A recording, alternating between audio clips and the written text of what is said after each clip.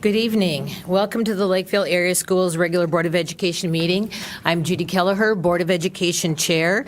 The meeting is called to order, and I invite the audience members to please join us in the Pledge of Allegiance.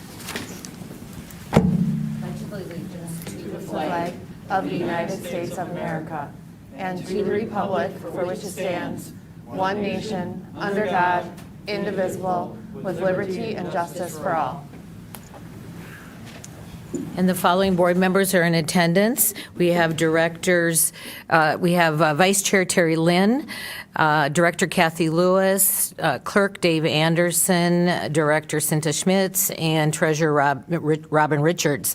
And also in attendance is our Superintendent Michael Bauman, and our Executive Cabinet members. We have Dr. Emily McDonald, Tony Maceras, Renee Olette, I believe is online, and Bill Holmgren. Madam Chair, I need to step out for 1 minute. I'll be right back. Certainly. Please carry on. Yep, thank you. And with that, we'll go to our good news with Superintendent Bauman.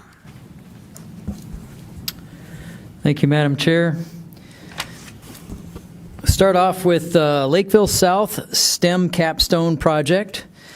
For their capstone project, Lakeville South seniors Lisa Robinson and Haley Bergen invited 17 fifth grade girls from Lakeview Elementary to participate in a STEM, Science, Technology, Engineering, and Math for Girls Club.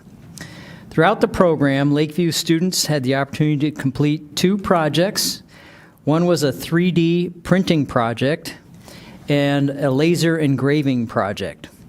Robinson and Bergen developed and taught all lesson plans to fit the students' skill levels. Their motivation behind the STEM for Girls Club was to provide more STEM opportunities for young girls. Learn more about their capstone project and STEM for Girls at isd194.org/news. Pop tabs for Ronald McDonald House. 2 brothers at Christina Huddleston Elementary made a big donation to their school's Pop Tab Drive, doubling the amount collected. Every year, the school collects pop tabs throughout the year to donate to the Ronald McDonald House. With Ethan and Easton's donation, the school is now up to 41 3-gallon bags of pop tabs, the most they've ever collected. Watch a video or read more about why this cause is so special to those 2 brothers at isd194.org/news. Donations, summary of acceptance of gift donations resolution. A total of $10,919.65 in donations of cash and or materials were donated throughout all district locations from the following donors: Anita Leffen, Schwab Charitable, Bruce and Lynn Cresci, Box Tops for Education, St. Paul and Minnesota Foundation, Caribou, Cub, Hy-Vee, Black Bowed Giving Fund, Your Cause, Eastview Elementary Parent Teacher Organization, Lakeville Chambers Lakeville Works Program, Feeding It Forward, Charities Aid Foundation America, Target Employee, Oak Hills Elementary Parent Teacher Organization, Kelly, Courtney, and Russ Keller, and Nancy F. Details of donations can be found in the board packet under the consent agenda. That concludes good news and donations, Madam Chair. Thank you, Superintendent. So we move to public comment, and this is so individuals can address the Board of Education with your concerns and your issues. And we have 30 minutes set aside, and the board invites those who wish to address the board to please do so. I will let you know when you have 30 seconds left, so you can use your allotted time or end your comments within the allotted time. So with that, do we have some board public comment? Bob Kajun. Good evening. Good evening, board members. Tonight, I wanted to talk about a few things, but first I want to start by thanking you for keeping classrooms open. It really means a lot to my daughter to see her friends every day at school when she's there, so thank you for that. And then I would like to ask you to remove the BLM terrorist signs from our classrooms.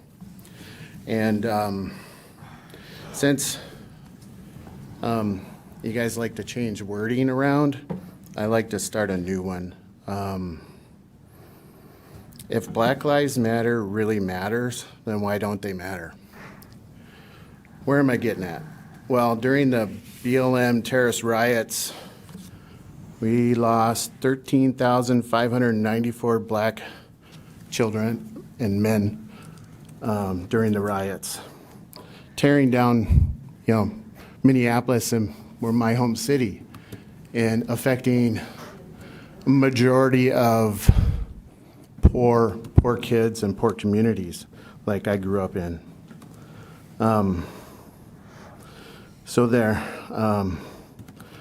There's no such thing as an anti-racist. You're either a racist or you're not. So you're a racist or not. And with your BLM support, I like to coin a new term, a closet racist. You're just a closet racist. You want to hide behind BLM and the anti-racist mantra, and we need to get rid of it because it's divisive and it should not be in schools. So please remove that. Any black on white crime or vice versa is being stemmed by your support for BLM in classrooms.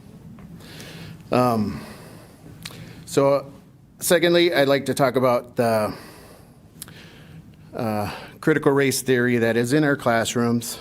At least somebody, a superintendent actually had the integrity to announce it. Our curriculum, as I quote him, is deeply using critical race theory, especially in social studies, but you'll find it in English, language arts, and other disciplines. 30 seconds left. We are very intentional about creating a curriculum infusing materials with embedded critical race theory within our curriculum. So please, quit lying to us, we know it. Get rid of the equity and inclusion department because it's just racist. And if you continue to lie to us, you have zero credibility, and I ask you to resign if you are a closet racist. Thank you.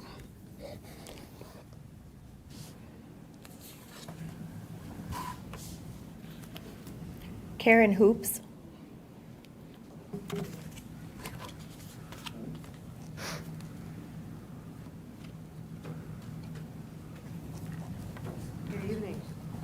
And if you're comfortable, would you mind taking your mask off? We're having trouble on our audio with hearing speakers for the recording, if you're okay with that. Thank you. Appreciate that.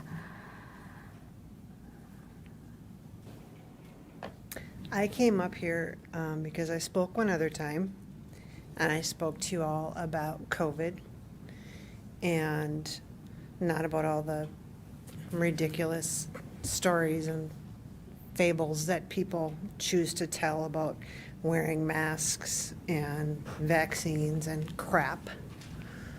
And I hear people, I understand people's concerns about their kids not being able to socialize, with their friends.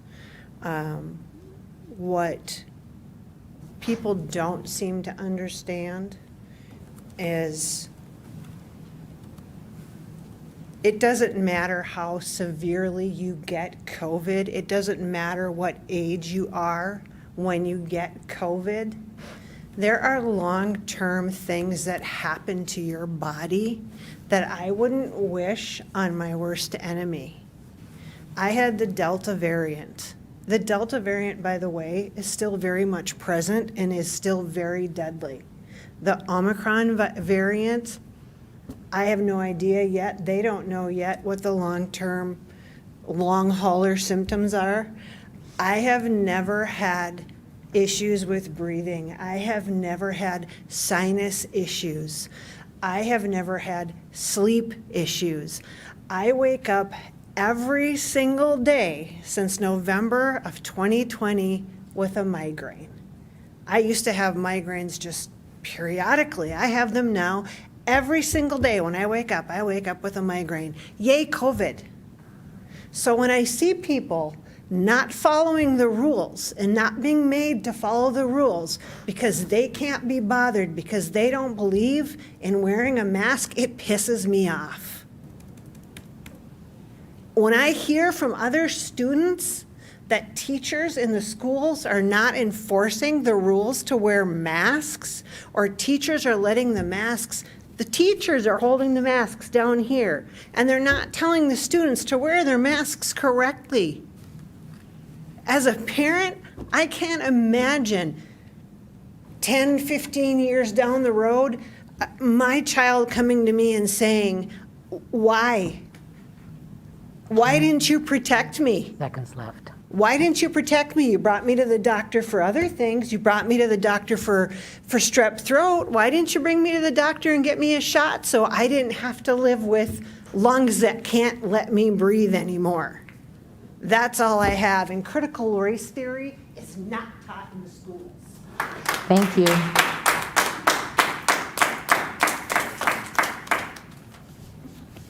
Howard Schneider.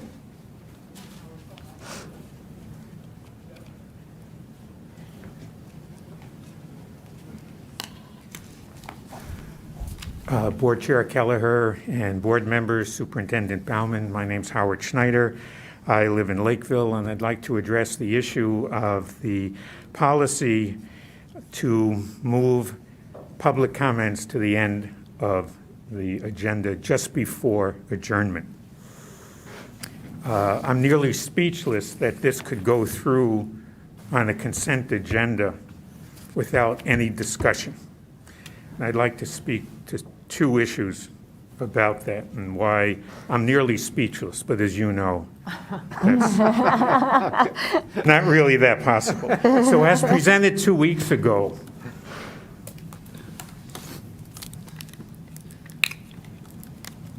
you said that the desired outcome is to support community voices and ensure that we have maximum input from the public, that that's what you want to have happen, and that you encourage decorum appropriate to a business meeting run by the board.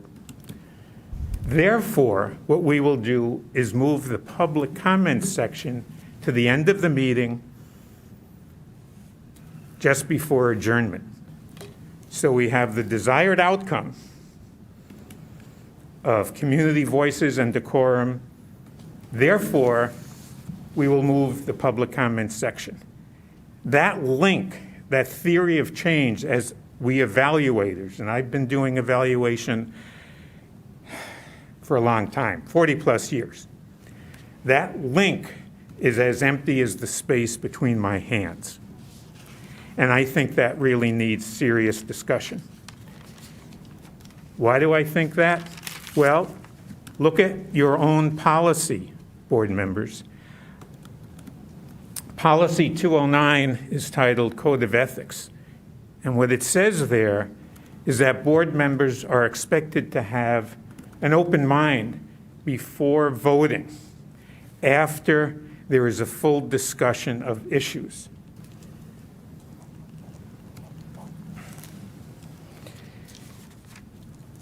If it stays on consent agenda, you will have violated your own policy 209, section C, You have 30 which seconds uses left, that Howard. language. So I encourage and look forward to hearing a spirited discussion. Thank you. Thank you. Are there any other public commenters for this evening? Holly Anderson.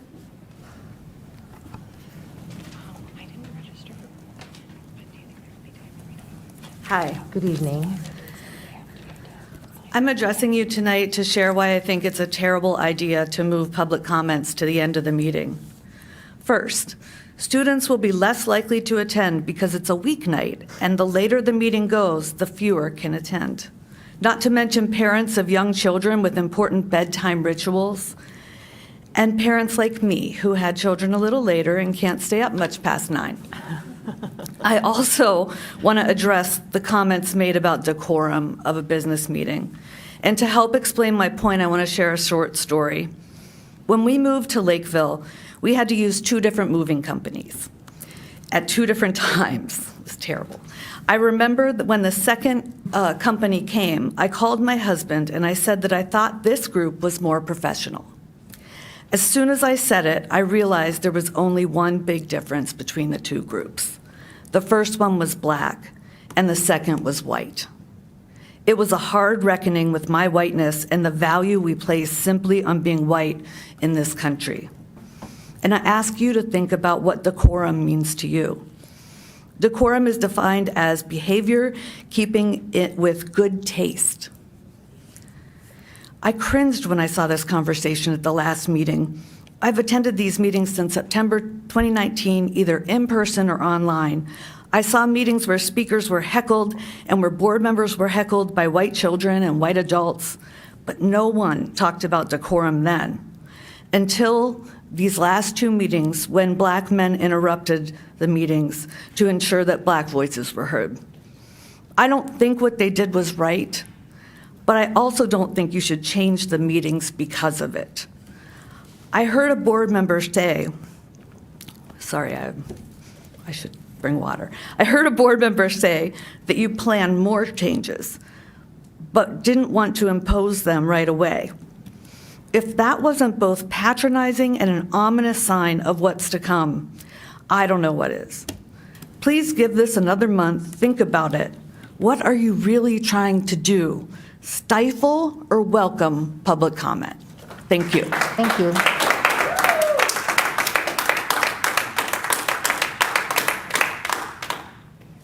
Cammie Sanders.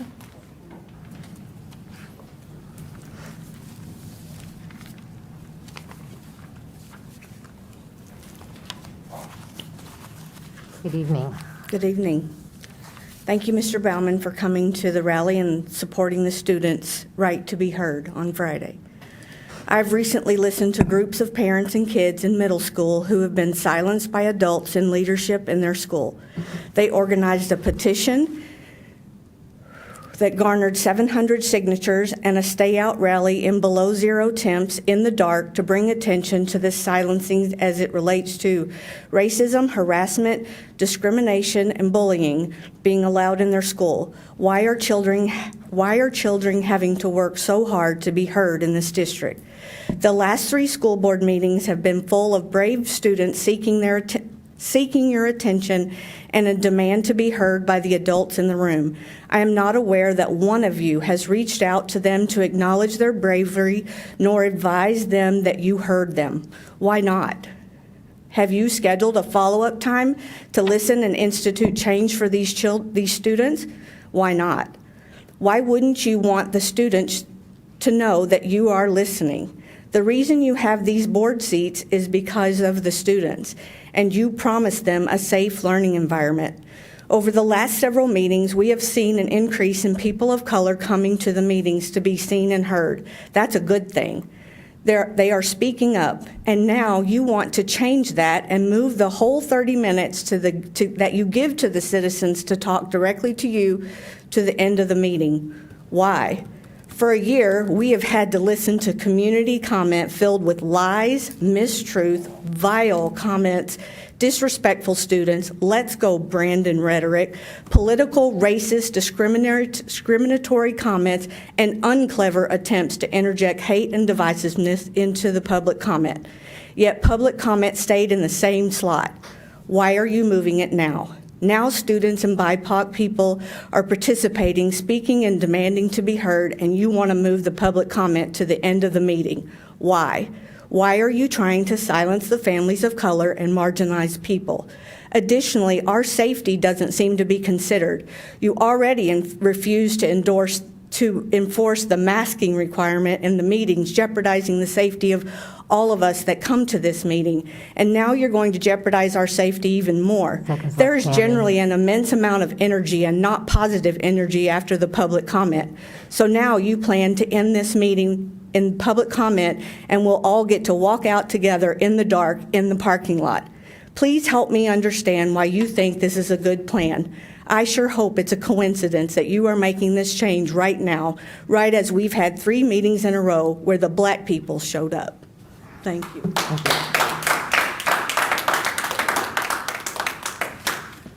Lance Jeffer.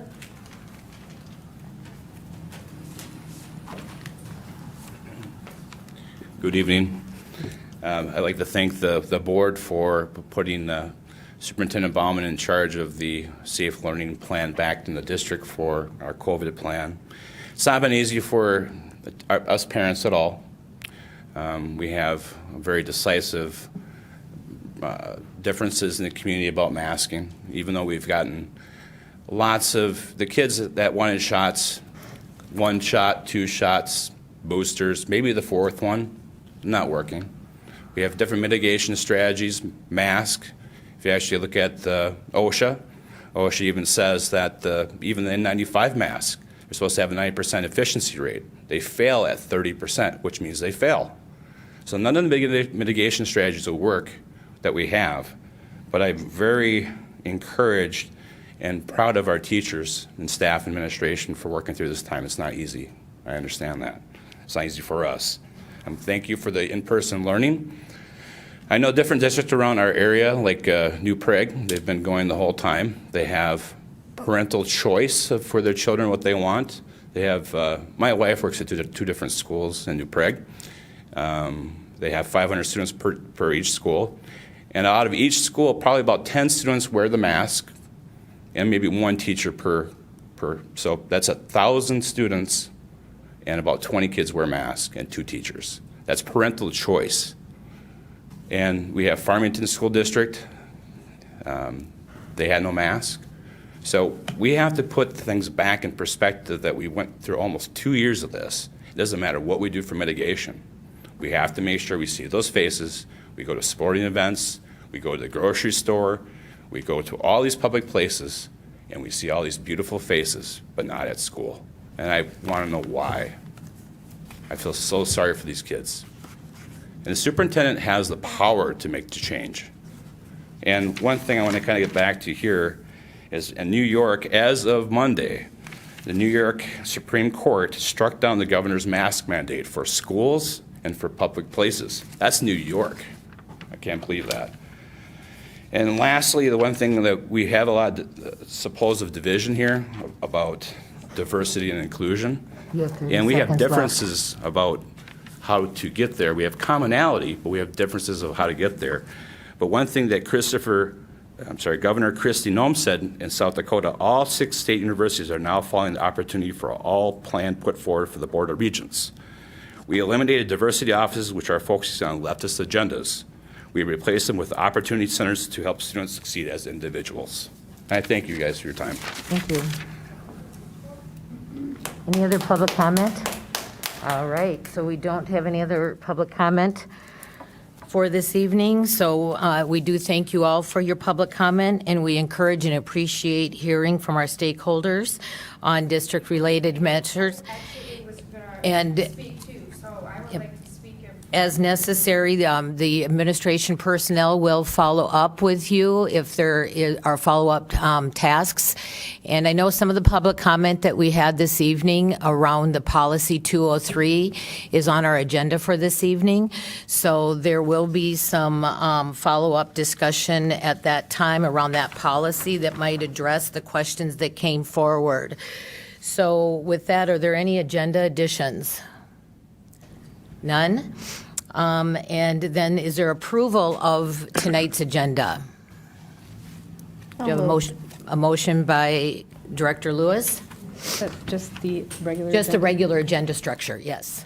Is there a second for the agenda? I second. All right, so we have a motion by Lewis and a second by Richards. Any further discussion? All those in favor say aye. Aye. Opposed? Motion carries. And so for the consent agenda, does anybody wish to remove any topics from the consent agenda for discussion? I would like to remove N from the agenda. All right, so we have a motion for removing 2N for discussion. Are there I any second other agenda items to wish to be removed for discussion? All right, so we have a motion. So do we have a motion for the consent agenda, less item 2N? So right now, I'm just looking for a motion for the rest of the consent agenda, less that 2N. All right, so you have a motion by Anderson. Is there a second? I'll second it. And we have a second by Lind. Any comments on the consent agenda? All those in favor say aye. Aye. Opposed? Motion carries. I actually And have one so- quick comment on it. Sorry, I didn't get in there fast enough. We'll just call it a learning curve. The program of studies was so robust to look at, and I just want to commend the administration, and I'm just really impressed with all that we are having to offer, but especially that Link 12 is now offering a CNA certification for our high schoolers. I just really am proud of that, and I look forward to my first grader having all of these options in the future. All right, so the consent agenda discussion items. So the letter 2N, approval of the updated policy, 203, operation of the school board governing rules and meeting procedures, was pulled for discussion. And Cinta, did you want to start discussion? Sure.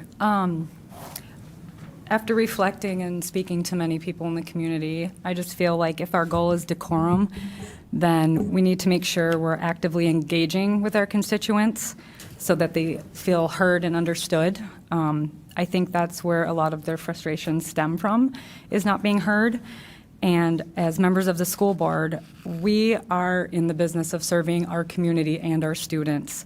And moving the public forum to the end of the meeting, it doesn't impact the board's ability to conduct business. It doesn't interfere with that at all. There's the unpredictable time requirement to participate. So as one woman mentioned, students, they have a lot going on. They have sports, they have school, and it really affects their time. And so I think we need to be mindful of students, parents, teachers, stakeholders, their ability to commit to an uncertain amount of time. They're not going to know how long the meeting is going to last. It could be an hour, it could be half an hour, it could be 2 hours. I also feel like our desire to unify this district starts with making decisions that support all of our students and the community. And I believe moving public comment to the end would divide us even more. All right. Thank you. Is there other discussion around this? I also, I would Robin? also, I would like to echo the sentiments that Cinta made. When we initially were discussing this, what I personally failed to consider is the consequences of this shift via the perception of the public. And I also believe, that just it's so powerful to hear the voices of our community, but is this shift the best option? And we did have an extensive conversation around this on our January 3rd work session.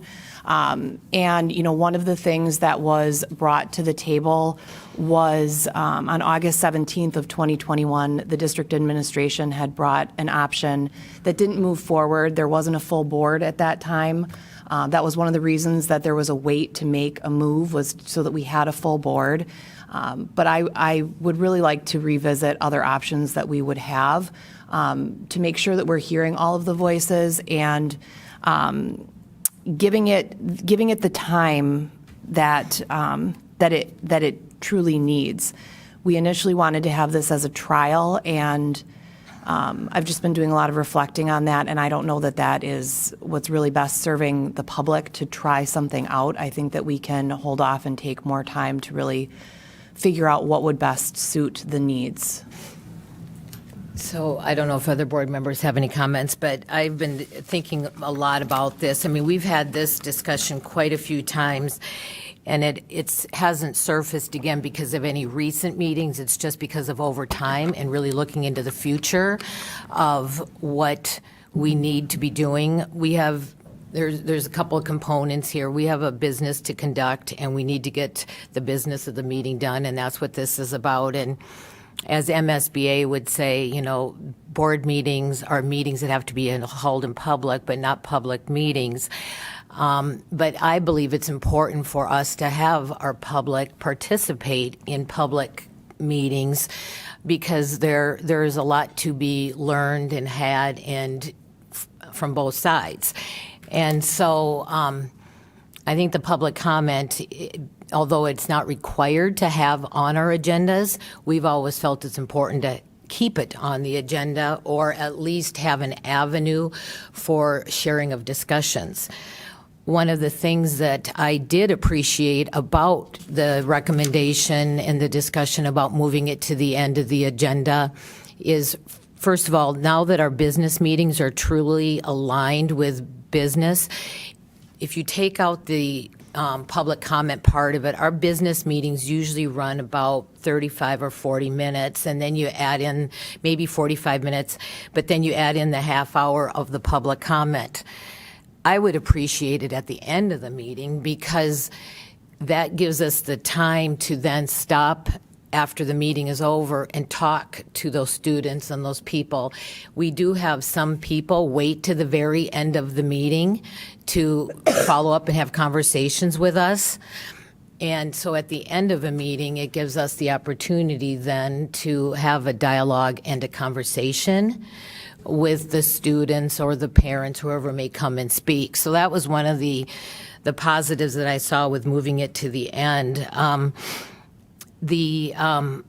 There are other ways. I think people do understand and know there are other ways besides public comment to address the board. That's just, public comment is just one avenue for us to hear from them. We have emails, we have phone calls, we have meetings, one-on-one meetings. We have lots of different avenues where we allow ourselves and welcome conversations with people outside of public comment. And those in some cases are almost appreciated because you can have an actual dialogue. And that's my one angst with the public comment piece is it's really a one-way communication. And the responses back are not always as timely as they could be. But I appreciate the thoughts around this. I know what we had with the superintendent, the administration had proposed about a year or so ago was setting up listening time and where we could have more of an interactive dialogue and discussion. And I know we had talked about that possibly being something that we revisit again.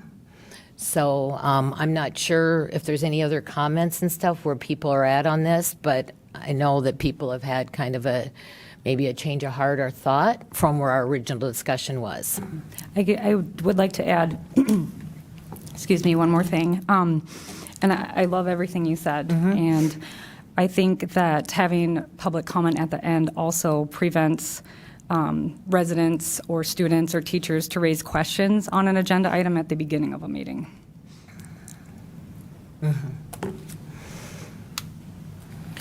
And though it is a short period of time in general terms of how long our meetings go, it still is the unpredictability. And that to me raises an access of equity for people that are arranging childcare and for people that are dependent on schedules and knowing where that is. Where it is placed on the agenda right now, we have predictability. And if we, postpone this, we could still be examining other ways to engage in public comment. Like I mentioned, the one that was proposed on August 17th could definitely be on the table. I know there were some issues with deciding whether or not it would be taped if we would go with that, but that's something now that we have a full board we could revisit.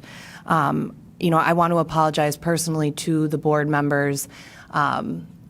It's a big, steep learning curve going from that seat to this seat. And, I was really spearheading much of this movement. I'm going to speak personally around, I was at the meeting in December, and it really shook me that the meeting was postponed. It was delayed by about 10 or 15 minutes because after public comment, there was essentially a gathering of people and then an ushering out into the into leaving. And that was very disruptive. And when I made the comment about decorum, that's what I personally was speaking about, that we want to be able to keep the flow and keep to the timelines that are set forward with those practices. But I am very concerned about the unpredictability if we shift it to the end of not only the access for people, but just now in public comment that was brought up, it's a great example, and Cinta just stated it. It's another avenue for people to respond to us in a timely way, to give us feedback for our conversation, as well as I've attended many of the meetings that were very energetically charged, and I wouldn't have felt comfortable having that energy and then quickly being dismissed into the parking lot as a public member. I think that there's something to be said where people can stay here and choose when to usher out, as long as we're continuing to be able to keep our business running along. Yes, Director Lind. When this first came up, it was either a work session or an organizational meeting, I don't remember, and we were talking about ways of trying to improve public comment because it's different issues that have come up.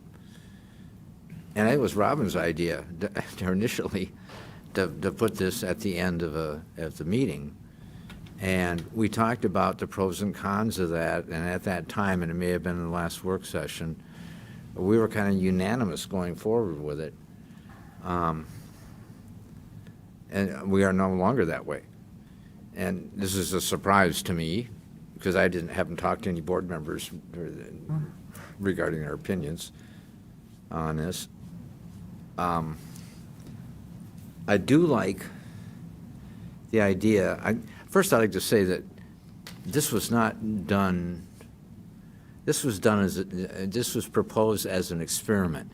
But the public many times thinks it's going to be permanent because we have to change the policy, and it takes 2 meetings to change the policy. But that's only because the policy governs the agenda. In other words, it's stated the agenda in the policy. So if you do anything to the agenda, you have to amend the policy. And so people think, well, if they're going to do that, it's permanent. And my view was it wasn't permanent. It was something that we were going to try and see if it worked. Because we weren't happy with the current situation.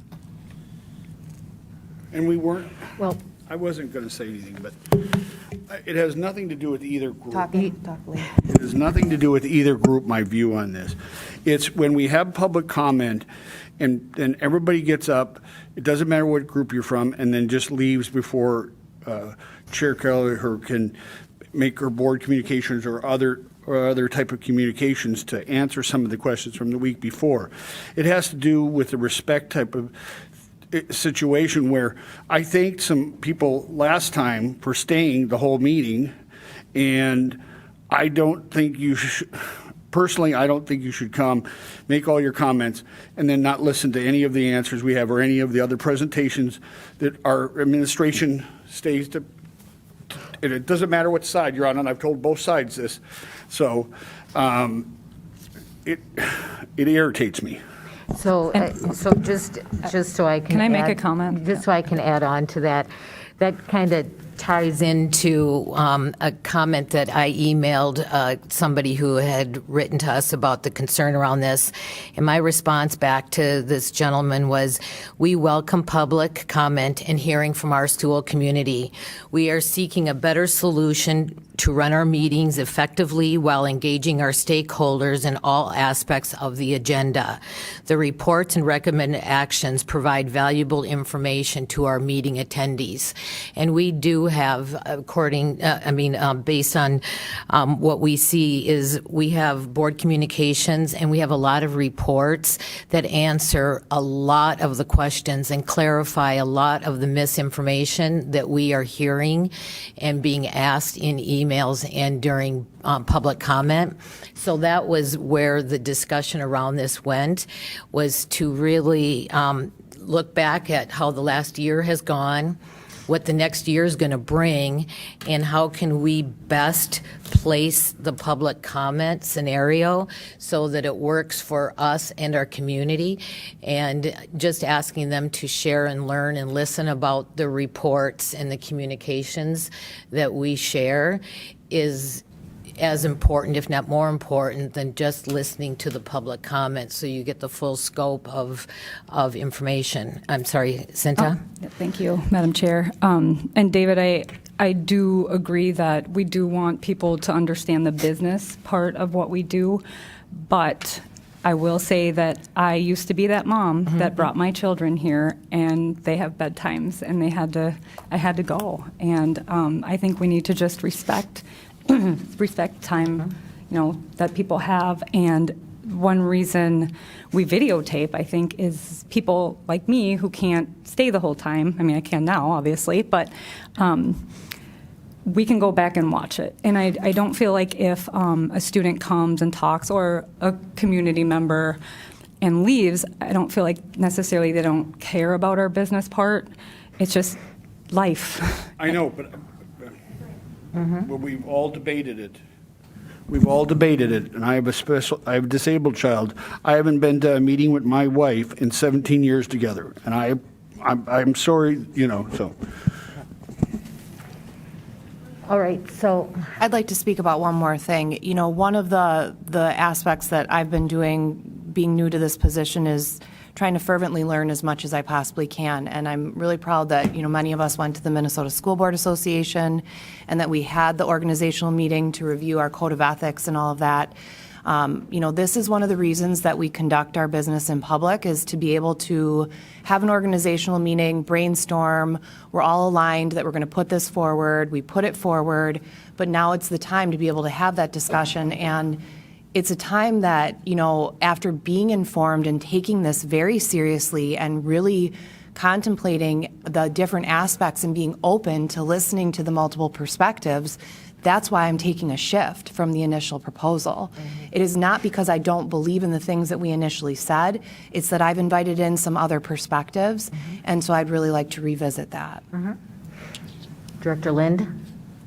As I said earlier, I wasn't prepared. I thought we were all united on this thing, and it doesn't look like we are. So I'd like to make a motion to table this and bring this at the next work session. There are other ideas out there, too, that we could throw in. I know the district had a proposal to have before the meeting. I got that one right here. All right, Yeah, so we it's have in the packet, so. we have a motion by Director Lind. Is there a second to table this? Table by Lewis?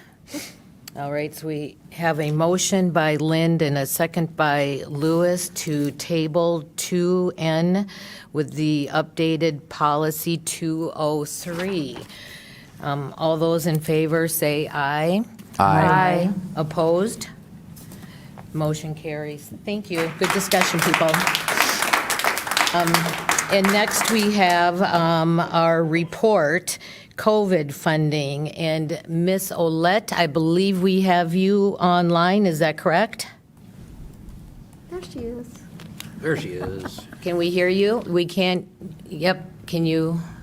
Not yet. We don't hear you yet.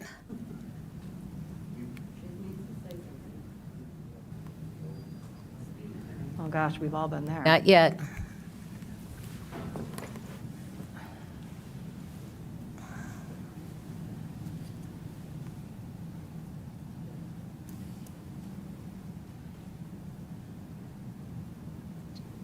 Want to try saying something now, Renee? Okay. Can you hear me without my headphones on? There we go. Perfect.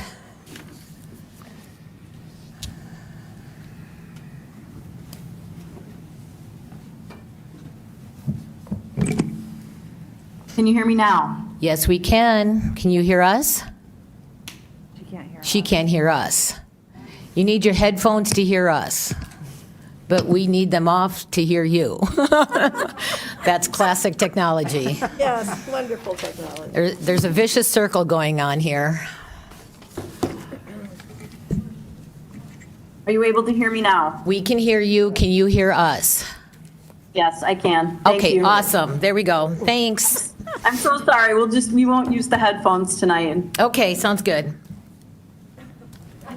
Oh, no. Well, thank you for the opportunity, Board Chair, to speak to you tonight remotely. I will try not to, I think this is probably not one of the most exciting presentations that we've ever done, but it's one that I think the community members have asked us to address. And so tonight I'll be talking about the various federal funding mechanisms that or funds that have come into us over the last 2 years with regard to COVID, and then talk about how we have spent that money, and then also how we plan to spend some of the funds that have come in more recently, so that the community has an awareness of what we're doing as a district. I know that Mr. Holmgren has presented financially where we have spent that money in terms of the various areas, but I'm going to dig a little deeper tonight into that. So I've asked my good friend, Dr. McDonald, to help me with my slides, so go ahead. Thank you. What I want to start with for all of you is there have been numerous different pieces of funding that have come into us. And I want to explain to the board and to the public tonight what some of those different funding source codes are. It's a little complicated, but I'll try my best to make it something that hopefully people can understand. So there were 3 different acts that were passed by through legislation to give money to school districts and other entities as well to support us during COVID and some of the additional expenses that districts had to incur due to COVID.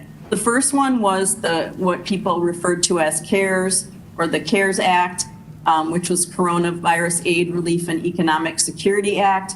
There were a number of different pieces of or language that was put into that by the state of Minnesota as to different ways that money needed to be spent. So there was ESSER 1, Gear 1, the Corona Relief Fund, and then the expanded summer learning. I will talk about each one of those under the CARES Act so people understand what money we got and what that money was expended for. The second piece of legislation was the Coronavirus Response and Relief Supplemental Appropriations Act. That one included ESSER 2, Gear 2, and those 2 I will also talk a little bit about. And then the last piece of legislation was the American Rescue Plan Act. And that act included ESSER 3 money for homelessness, special education funds, pandemic enrollment loss, learning loss, and summer learning supports. So as you can see, we had a lot of work to do as we were having to write grants and applications for each one of those various sources. This graph just shows you what we have expended so far. This was our fiscal 21 COVID expenditures, and just gives a graphic of what were the various areas where we spent money. And as you can see, a very large amount of the money was utilized in order for us to increase our staffing and provide curriculum for Link 12 as we had many students that moved into distance learning given the coronavirus impact. Nursing was another area that we also expended quite a bit of money on. I won't go over all of this, but we just wanted the board and the public to understand that there were multiple areas that we utilized the funds. Thank you. So, like I said, I would like to try and make this as entertaining as possible, but it's not the most exciting. But one of the biggest areas that we received funding in was the coronavirus relief funds. And as you can see, that up there at the top will tell you how much money we received in those funds. And this was a very large chunk of emergency funding that was given to districts due to the impact of COVID. It was very flexible in terms of how districts used that. This was at the very beginning when there was a lot going on and a lot of needs. So obviously, additional Link 12 teachers and support for online learning was the largest expenses. Yeah, let me plug in here. So, always something that is going to come up. And then transportation routes, we had to reroute some of our transportation due to COVID so that we could continue to serve students. We had large expenses around personal protective gear. This was back when we were talking about plexiglass. We had multiple, signage that kept changing that we needed to take account of. So, and then all of the disinfecting that was happening early in the pandemic. Nursing services, I mentioned, this was back, we're kind of going back now to remember some of the things that happened early in the pandemic with childcare and the need for childcare workers as we were mandated to provide childcare for our first responders. And licensing for substitutes for licensed and non-licensed staff was another area that we needed to expend some additional dollars for. And then there was a lot of expenses around technology. As you know, we rapidly and quickly moved to a one-to-one system in our district in order to support our students' distance learning. We also received funding from Dakota County, the city of Lakeville, and Scott County as part of their funding that they received, federal funding they received. And those funds they didn't come with any specific requirements. There were certain things oftentimes that the counties and the local area wanted the district to focus in on. And the Dakota County funds, which was about $355,000, we utilized for substitutes due to COVID absences when we came back in-person learning. For hotspots, I don't know how many of you remember a lot of discussion about hotspots for students that needed to access the internet, that did not have access to the internet within our community. That was a wonderful thing to be able to offer and to support our students. And then again, the bus routes that we had to run for childcare were an additional cost that wasn't part of the district contract with the bus company. Our federal funds from Scott County was significantly smaller, just a little over $40,000. And this was used specifically for technology purposes, for education filters, for our virtual learning, and for additional hotspots for our distance learners. The funds that came from the city of Lakeville was $25,000, and that money was also used for technology purposes. We used that money so that we were able to have the software to conduct cloud-based meetings and train our staff on using those tools, and then also additional hotspots. The hotspots were quite expensive, and as many as we could get, we tried to secure, so there was significant costs associated with those. I'm going to go into the various grants then now that we've received from the federal government. The first big one that we received was the Sr1 Funds, which was $480,000. I won't go into significant detail on all of these, but what I want to point out is that these came with clear direction from the state of Minnesota as to how these funds were intended to be spent. And in this one particularly, these were funds that were kind of based on our Title I allocation. So it was based on our free and reduced lunch population, which is generally looking at, our socioeconomic issues in the community. 80% of those funds were to be used in what ways we felt we needed to respond to the pandemic. But 20% of them had to be designated for very specific needs, including technology, summer programming, mental health.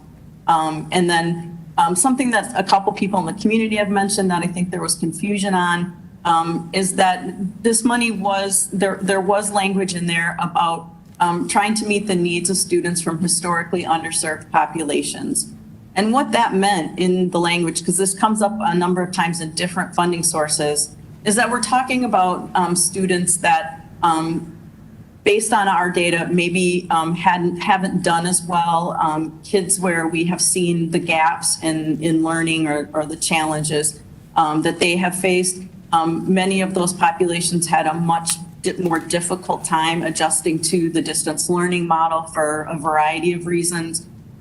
This would include our special education students. And I think sometimes people don't think of them, but how difficult it was for our special education students to engage in online learning and the various things that we needed to do in order to make sure that we were specifically meeting their needs. So it did include race, but it also included socioeconomic status, special education, English learners, mental, kids that are struggling from mental health, a variety of different things. So we focused a lot of our money here on tutors, additional tutors for our buildings that are non-Title I, because our Title I buildings had received additional funding, where our non-Title I buildings did not. So that gave them some additional tutoring support. We partnered with Community 360 to add more of our Partners for Success program family support workers in the district to assist with domestic issues that were happening, family issues that our students and community were facing. We contracted for additional nursing services so that we could meet the needs of contact tracing and all of the nursing care that went into dealing with the pandemic. Again, bus routes took a lot of funding, and so we utilized a number of different sources to add those bus routes. And then we purchased a number of adaptive online tools for students so they could access online tools to as intervention and to help with a learning loss recovery. Gear One was a funding that's the Governor's Emergency Education Relief Fund. And in that particular category, we were really looking at technology and summer programming. So again, costs for hotspots, broadband access, and technology. We gave staff stipends and extra funding to plan for summer learning. And then we also had to purchase summer learning instructional supplies and materials for that expanded summer learning program that we offer. ESSER 2 was another piece of funding, again, that was brought in specifically to respond to COVID pandemic funding. This money, the $3 million, was used again for mainly to help us with our Link 12 programming and to allow us to continue to educate students both in person and through a distance model. ESSER 3, if you notice at the top where I had the fiscal year where it says FY, we've now moved into FY 22. That's this fiscal year. So these are funds that have come in for this year and beyond. Some of these we have expended or are in the process of expending. Other ones we are still in the planning process because those funds have just come in relatively recently to us and we're still determining how we want to utilize those funds. Most of the funds are going to be available to us for 2 more years after this particular year. So we have the opportunity to utilize those funds for a period of time. And that was one of the things that allowed us to take a little time to determine how we're going to expend those funds rather than just trying to spend it. I think one of the things that's very important for the public and the board to know is that when we're expending these funds to add additional staff, such as teachers, counselors, paraprofessionals, any additional staff, these are one-time monies. And so, we can spend them. They have to be expended within a certain period of time. So if we want to keep those people past the time that these funds come in, then we have to look at how do we maintain that as a district. And I think that's been a real challenge for most districts because, when we look at our spending going forward, being able to maintain all of these things past the time that we have this funding is unrealistic in the current budget scenario. So ESSER 3, Gear 2, ESSER 3, and I don't want to go through all of these, but they're here for everyone to see, and I want to make sure that this presentation is available so our community knows we're being transparent about what we're doing. The ESSER 2 and Gear 3 money have really helped us be able to expand our summer learning opportunities and will again help us expand our summer learning opportunities for 2022. A lot of school districts had trouble getting kids in for summer programming last summer because of COVID was still going on and there was a lot of things happening. We had amazing attendance. The other thing I want to just thank our teachers and our staff is that they came out, they came and taught, they were in our buildings. We did not have the issues some districts did finding staff to work summer, and that made all the difference for our kids. So having this additional money so that we could staff to have those staff to student ratios be smaller so that we had the opportunity for kids to get more of that direct attention has been incredibly beneficial for our students who have been identified as needing those summer programs. We did get additional money that we're using to expand our summer learning program. I do want to mention here, because we kind of jumped over it, but we did one of the positions we did hire for is we did hire an intervention specialist, someone that is covering our targeted services programs, leading that across our district, making sure all of our buildings are working toward having robust targeted services programs during the school year as well as in the summer. That position it started this school year, and we'll have the opportunity to have that position for the next 2 school years. And then we will have to determine whether or not we sunset that position or whether we feel the need to maintain it and look for funding to continue it. So the person that's handling all of those has really been an amazing resource to us as we look at all of the things that we're doing for summer. This past summer was the first summer where we had counselors and school psychologists and other mental health SEL staff available in the summer, co-facilitating groups and supporting our students in summer learning. Normally with targeted services, we don't have the amount of funding we need to provide that level of care and those additional services. And this money has allowed us to do that. So we were able to hire additional summer staff. We were able to transport kids. That's another thing, as many of you know that have been here in the district for a while. Transportation in summer has always been something that, and during the school year for targeted services, has kept some students away and that need the service because they don't have the opportunity to get transported to or from the service. So those were some of the really exciting things we were able to do. And we still have some funds available in this, and we're looking at what additional things we want to do this coming summer utilizing this pot of money. We also received a grant from the state, money that is specific to COVID-19 testing. We received just a little over $600,000. At the time we received this, we really were surprised at the amount, and we're really kind of wondering, how we would spend that if we were going to spend that amount of money. What we've seen over the course of the year is that there's been a need for additional nursing staff for COVID testing and tracking. We've provided stipends to our current nurses for the extra hours that they've had to spend doing the testing and tracking, and also the training that was required for some of the tests that they have to administer. We have contracted with Dakota Children and Families to provide local testing on site in our district.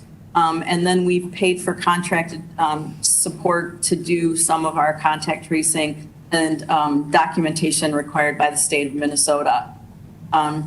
We've purchased COVID tests. We've purchased software and supplies for us to continue to test.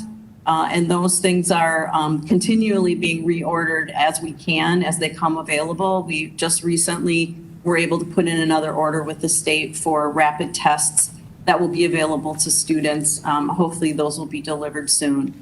We also had to look at some additional technology to allow the contractors and as well as our nurses to be more mobile with their testing, and so that they could be available. We have a couple of nurses that are floating around the district, and those folks needed technology in order to be able to move around the district where needed. We received a small amount of money that's specifically earmarked for homeless children and youth. And I think it's important to recognize that this was an area that we saw a lot of growth in, unfortunately, in our community, as did many communities. There were a lot of students and families that were struggling throughout the pandemic. So this is money that has come in for this year, and some of the things that our coordinator, Megan Rakowski, and her team are looking at and have been also starting to do as this year unfolds is offering some additional tutoring and intervention services, both academic and socially emotional, for students identified as being homeless. Looking at additional communication tools. It's sometimes very difficult for us to communicate with families that are homeless. And there are some new pieces of apps and things that are available that can make that easier for us as we try to work with them and provide them with the services that they're eligible for.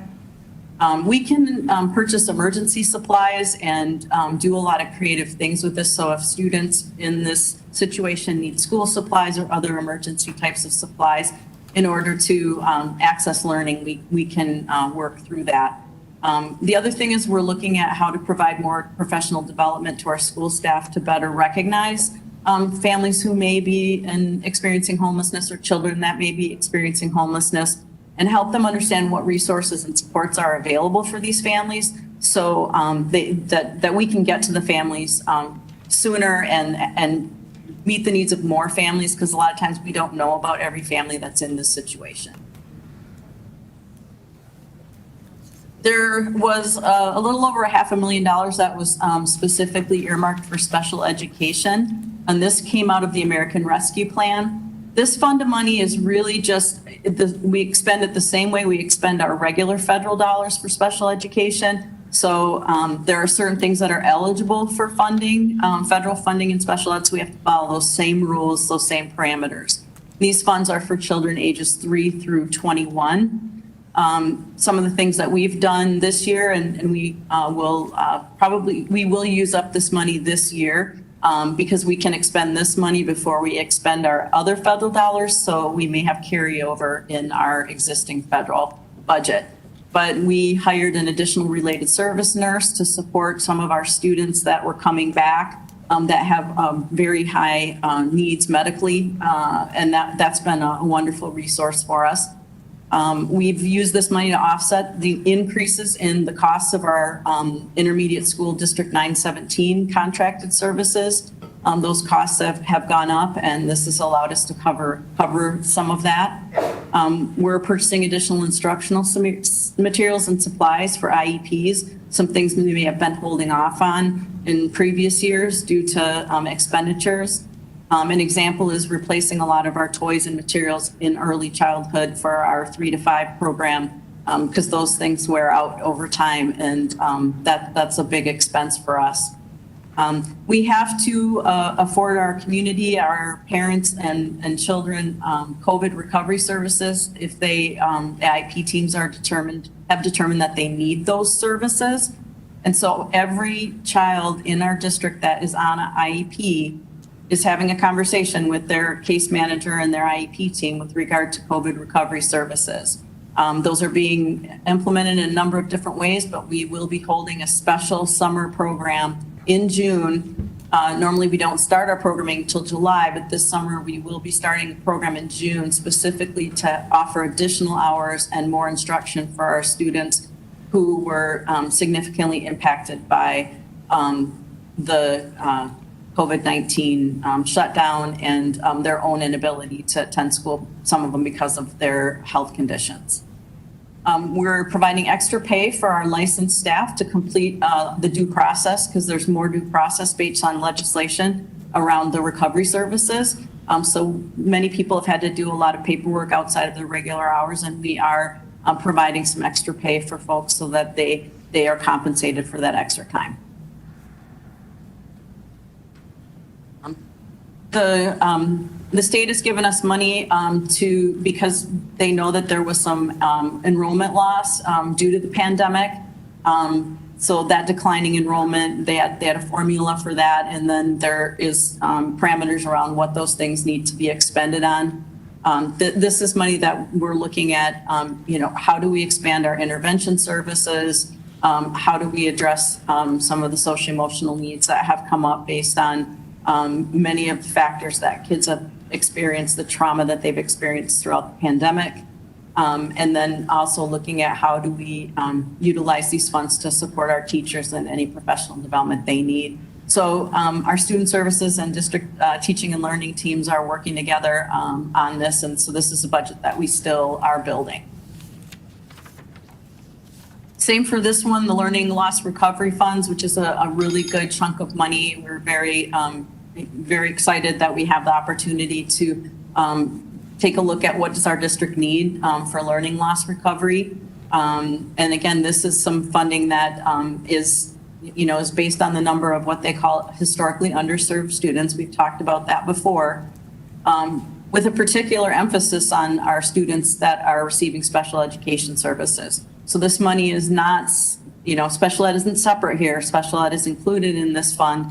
And so we're looking at what evidence-based interventions do we, maybe we've considered purchasing, but we haven't had the funds to do that. How do we utilize these funds to beef up our multi-tiered system of support across our entire system? And there is a priority list of different items that the state has said that these are things that they feel would have strong academic impact, based on research. So we have to kind of align what we're doing with those, but most of those are things our district's already following. So again, as with the pandemic enrollment money, this money we are still working on our budget and our plan for expending this money going forward. And I know I talk really fast, but I wanted to get through that, and I wanted to make sure that I covered down on as much of it as possible. And if there are specific things that the board would like more information about, or if there are specific funding questions, I know Mr. Holmgren and I are more than happy to try and answer those for you. And I thank for the opportunity to share what we're doing with these funds. Thank you, Renee. And I know you've done a lot of this reporting already, so this is really a nice culmination of all the funding that we've been looped into throughout the course of the last year or two. So, board members, any questions or comments? Yes, Director Lind. Yeah, I just have one question. Under the ESSER funds, you're hiring a learning and recovery coordinator for 3 years. Is that a reality now, or is that going to happen? No, that is a reality. Janet McBride was hired this year. And so this is her first year as our coordinator. And we are absolutely thrilled that she has accepted that and been on our team. It feels like she's always been with us. This is her passion. And, for the first time in many years, we have targeted services up and running at all 8 elementary schools. Kudos to her for working so with the learning specialists and the principals. Thank you. And Director Schmitz, you have a question? Hi, Renee. I'm just wondering if you'll have any room to move funding around. So for instance, if you're overfunded in one department, can you use those funds for, mental health? Since that seems to be the least funded department? Yeah, there is flexibility within these funds. And I think the conversations, particularly about the learning loss recovery funds that we have going forward, that a little over $1.3 million, that money, there is good discussion going on about how some of those funds could support at least some short-term additions to help with those issues. They're parameters, but there's also quite a bit of flexibility, so districts can kind of gear those funds toward what, areas that they see as gaps in their system. If I understand it correctly too, Renee, that flexibility depends on which funds we're looking at. And then there's parameters within each of those funds on how they can be used. So there is flexibility, but it truly depends on the fund and what we want to use them for. Yes, some of them were much more limited than others. Yeah. In terms of what we could use them for. Yeah. Yes, Director Richards. I have one quick question and then a follow-up. When you said educational filter for virtual learning in the Scott County Fund, is that to make sure that people were accessing the appropriate websites? And I probably am not the greatest person to answer that question. I don't know if Dr. McDonald has a better sense of that or of someone else, but what I do understand is that yes, it was for purposes of making sure that we were abiding by the legal requirements for safety for our students and making sure that that we were keeping out people that shouldn't be on our sites and doing what we need to do to be safe in that distance learning environment. Thank you. And then my second question is around Link 12. I know that was a huge component of the funding. Were class sizes proportional in Link 12 to the buildings, to the people that were doing the hybrid and all of that learning model? Dr. McDonald, do you Yep, want to take the Link 12? She's coming up to take that question. Thank you so much for your question. Yes, we followed our, so at the elementary, we have class size guidelines, so we followed those guidelines in terms of how many teachers we hired. So we did, obviously, the program got quite large that first fall after COVID began. And then at our high schools, we tried to make sure that we were aligned with what the buildings were doing. So we really did make an effort to ensure that whether you were in a face-to-face environment or an online environment, that it was similar numbers in terms of student to teacher ratio. And that's how Link 12 has always operated. Correct. From the day it opened. And so that's how it's continuing to operate. That is correct. So we're still following that process today in terms of how many. It's a little bit more flexible at the high school, but we keep our numbers under 40. 40 actually is a state guideline. They require that you have fewer than 40 students per class at the high school level. And so all of our classes are 40 or under at the high school level. And at the elementary, again, we follow what we do in the buildings with guidelines. As a parent who did the Link 12, I'm interested as we move future forward in following those guidelines, if that is something that we could examine. Great. Possibly adjusting. Thank you. Yes, Director Lewis. Hi. I'm wondering, there's been a lot of comments about using Link 12 now, especially with some of the concerns about being in class. Are those classes open? We're getting a fair amount of email on that, and just like to check on that. Yes, thank you, Director Lewis. Yes, just for clarity and for our public, we actually did at one point close Link 12 because we had maxed out the number of students we could take in based on our staffing. We immediately changed that after we had a change in our COVID guidance to make sure that families had an opportunity to enroll if they wanted to, based on the current situation that we're in and the guidelines that we're following at the district. So what I can say is, yes, it is open. We are hiring staff to accommodate any new enrollments, and obviously Dr. Kelly is happy to help anybody if they're interested, but we are open for business in Link 12. Thank you. Thank you. Any other questions in regards to the COVID funding report? Director All right. Kelleher, I just wanted Yes. to add one more thing Yes. with regard to the questions from the board members on Link 12. I do want to also, give kudos to teaching and learning and our district, because not only did we hire teachers, but we hired counselors. We had other staff available.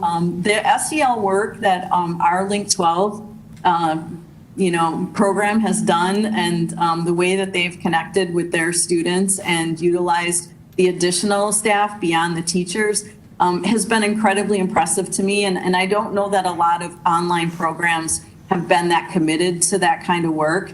So I want to give, just make sure the board understands that in addition to the teachers, we did put some additional supports in place that have been very, very beneficial. Yes, well, thank you. Thank you. And I know Link 12 is going on its 8th year. So we've had the benefit of having that in place as COVID hit. So we had a pretty qualified staff, but we also always vowed that it was going to be an extension of our district and not a different school. So it's truly proven to be an extension of what we do in the building, we do online for those students. So it's an impressive program. Any other questions? All right, thank you. Thank you for joining us, Renee. We appreciate it very much. Now we move. Thank you. It was nice to be here. Thank you. We move to recommended action, and the recommended action for this evening is the resolution to fully fund special education services. And this comes from this board and from our Minnesota School Board Association. So I'm a delegate assembly, and one of the things that we always do to establish guidelines and parameters for our Minnesota School Board to lobby on behalf of down at the district for us, beyond asking for more local control for school districts, is really around proper funding of mandates. And this special education funding is a mandate that was implemented back in 1975. And at that time, the federal government's commitment was to fund it up to 40%, or fund it 40%. And on average, it hasn't even been funded up to 15%. And so our Minnesota School Board lobby group for the last couple of years, instead of adding additional efforts of lobbying down at our Capitol with our legislators, they've been focusing primarily on filling this funding gap because it would bring a lot of dollars. I don't even know what it would bring to our school district independently, but there's like a $675 million or $679 million gap across the state. But so this resolution is to have our governor and our legislature advocate to increase federal education funding for the federal government to commit to, or to live up to their commitment. And so that is what this resolution is about. Dave, I appreciate you reminding us to put this on tonight. I know you have some comments. Well, yep, thank you. Microphone. Thank you. And not to correct you, but like right now, I just got some information from a special ed teacher. It's at like 6% from the federal government for funding. Yeah. And so they should be at 40. And I'm not a big tax guy. Everybody knows that. But I mean, 6 compared to 40 makes a huge difference when we have a lot of special ed kids in our district, because we do a great job with them. And we need everybody calling their legislatures, and we need, we just need everybody helping us to increase this funding. The state's trying, but they're more limited than the federal government. So. Yeah, and that 14% is statewide, Right. and I know ours was less, so thank you for getting that number. Yep. So this is the resolution that's before us. Is there a motion to accept the resolution? I'll make that motion, please. We have a motion by Anderson. Is there a second? I'll second it. We have a second by Lind. And any further discussion beyond that? I know this is something that we all talked about, because many of us were at MSBA together, our Minnesota School Board Conference. I know we all had some really great learnings and takeaways, and I know this was one that was really important to many of us. Our regional team had a meeting and wanted us to really Yep. bring this up. So thank you. Yep. Any other comments? All right. We have a motion by Anderson and a second by Lind. All those in favor say aye. Aye. Opposed? Motion carries. Thank you. Superintendent, do you have a report for this evening? Thank you, Madam Chair. I'd just like to alert the public, the viewing audience, that the governor's budget proposal is out on the Minnesota State website. It's worth your time to take a look at that. We have I believe we have an unprecedented surplus in the state tax in the state of Minnesota. So when you talk about special education cross subsidies, that we have to meet our requirements that are part of this resolution that was talked about tonight. In our district, that's between 12 and 15 million a year. Thank you. Out of the Gen Ed fund. And it's not, my point is not to juxtapose one against the other. It's simply to say that that's $15 million in revenue to Gen Ed formula that we don't have available because we're funded at 6% instead of 40%. So that's a significant challenge to any school district, along with the not budgeting at the state level for any inflationary factor. So we know that inflation right now is the highest it's been in like 50 years. Pretty significant, and that's a challenge in our economy. But it also has an impact on our how far our dollar goes in terms of our expenditures and our revenue. So I just want to make sure that people are aware of that and understand that there's a good budget conversation to have and to look at where the governor is proposing, because he has education front and center on his mind. So that's something we should all be alerted to. That's it. Thank you, Madam Chair. All right, and thank you. So is there a motion for adjournment? Make a motion. All right, I heard a motion by Lewis, second. and I had a second by Anderson. Any further discussion? All those in favor say aye. Aye. Opposed? Motion carries. And thank you for joining our meeting and for being engaged. And please note that the meetings can also be viewed live on cable channel 188, live streamed on the district website, and watched via on demand via the recorded meetings posted on the district website. And our next regularly scheduled meeting is February 8th. Thank you and good evening.